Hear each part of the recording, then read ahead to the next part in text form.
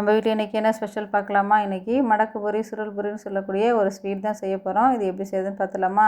1/2 kilo மைதா மாவு எடுத்திருக்கேன். 1/4 spoon உப்பு, 2 ஸ்பூன் ரீஃபண்ட் ஆயில், 1 ஸ்பூன் நெய் ஊற்றி நல்லா முதல்ல கிளறி எடுத்துகிட்டு அதில் 1/4 ஸ்பூன் போல் கேசரி பவுடர் இருக்கு இல்லையா, அதை தண்ணியில் கலந்து அதையும் ஊற்றி இந்த கலருக்கு பிணைஞ்சி எடுத்துக்கலாம்.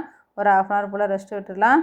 அதுக்கப்புறம் எடுத்து இந்த மாதிரி மாவு போட்டு லேசாக தேய்ச்சிட்டு ஒரே லெவலாக கட் பண்ணி ஒரே அளவாக எடுத்து நம்ம ரவுண்ட் போட்டு எடுத்து வச்சுக்கணும். அதை ஒரு 10 நிமிஷம் போல் ஊறட்டும். அதுக்குள்ளேயே நம்ம சர்க்கரை பாகு ரெடி பண்ணணும் இதை செஞ்சு போடுறதுக்கு. அதுக்கு பார்த்திங்கனாக்கா ஒரு பங்கு சர்க்கரைக்கு ஒரு பங்கு தண்ணி ஊற்றி நம்ம சர்க்கரை பாகை எடுத்துக்கலாம்.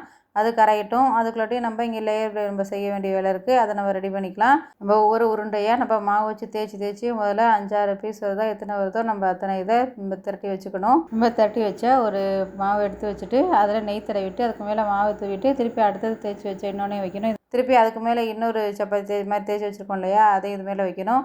அதே மாதிரி நம்மளுக்கு எத்தனை பீஸ் இருக்கோ அது எல்லாத்தையும் லைன் பை லைனாக இந்த மாதிரி வச்சுட்டு திருப்பி மேலே நல்லா மாவு போட்டுட்டு திருப்பி நம்ம நல்லா ஒரு தேய்க்கணும். ஃபுல்லாக பெருசாக ஓரளவுக்கு எந்த அளவுக்கு நம்மளுக்கு தேய்க்க முடியுமோ அந்தளவு நம்ம பெருசாக தேய்ச்சி நம்ம இது மாதிரிலாம் ரெடி பண்ணிக்கிறோம். அது பார்த்திங்கனாக்கா ரொம்பவும் மெலிசாகிடக்கூடாது, ரொம்ப திக்காகவும் இருக்கக்கூடாது. இந்த அளவுக்கு இருந்துச்சுன்னா சரியாக இருக்கும்.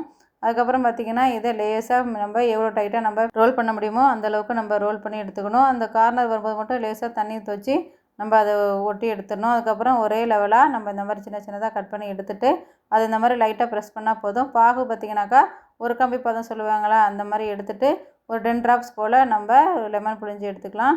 அவ்வளோதான், அதை அடுப்பு ஆஃப் பண்ணிடலாம். இதை தேய்ச்சி வச்சுருக்கதை நம்ம ஒரு நல்லா பொன்னிறமாக பொரித்து எடுக்கணும். சிம்மில் இருந்து பொரிச்சாதான் அது நல்லா உள்ளுக்குள்ளே வெந்து வரும், கிறிஸ்பியாக வரும். எடுத்துகிட்டு நம்ம ரெடி பண்ணி வச்சுருக்க இதில் சர்க்கரை பாகில் போட்டு நம்ம எடுத்துகிட்டு பரிமாற வேண்டியதாக. ரொம்ப டேஸ்டியான ஈஸியான ரெசிபி. செஞ்சு பார்த்துட்டு எப்படி இருக்குன்னு கமெண்ட்ஸில் சொல்லுங்கள். பாய்.